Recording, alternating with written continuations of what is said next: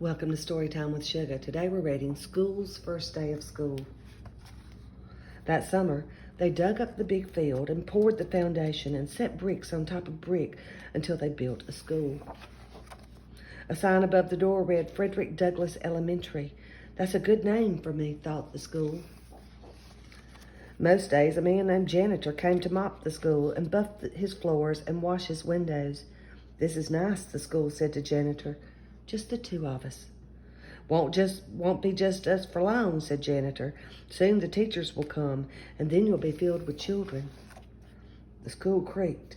Children? All kinds of children. They'll come to play games and to learn. Oh, said the school. Will you be here?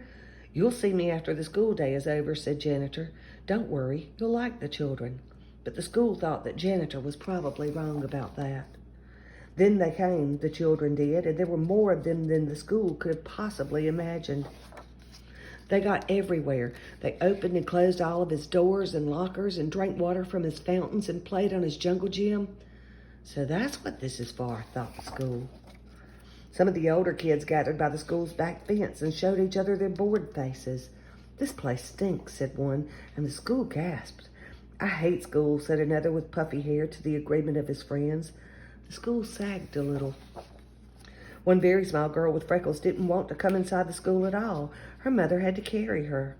I must be awful, the school whispered to himself. Later, he squirted the puffy-haired kid in the face, then felt bad about it afterward. He watched the kindergarten kid sit on one of his rugs. The teacher said, as we go around the circle, please tell us your name.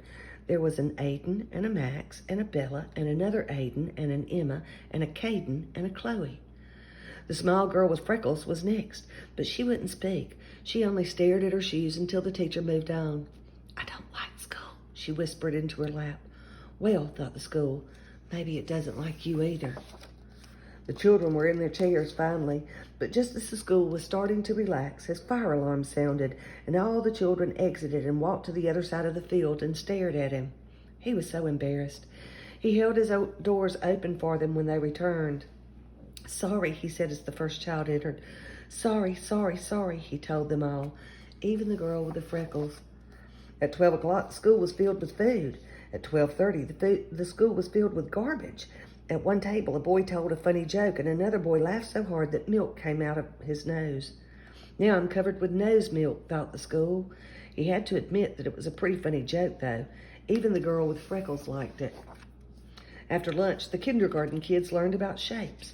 A rectangle has 4 sides, said the teacher. 1, 2, 3, 4. And a square has 4 sides, too.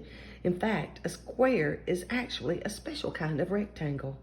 Wow, said the school. I did not know that. Afterward, the children made pictures with glitter and paste. The girl with freckles made a picture of the school. It looks just like me, thought the school, except glittery. It's like she's known me all my life. Do you think I could have your picture? The teacher asked her. Don't tell anyone, but I think it's the best. The school thought she was probably right about that. The freckled girl smiled when the teacher stuck her drawing onto the school wall with a push pen. Ouch, said the school, but he didn't mind, not really.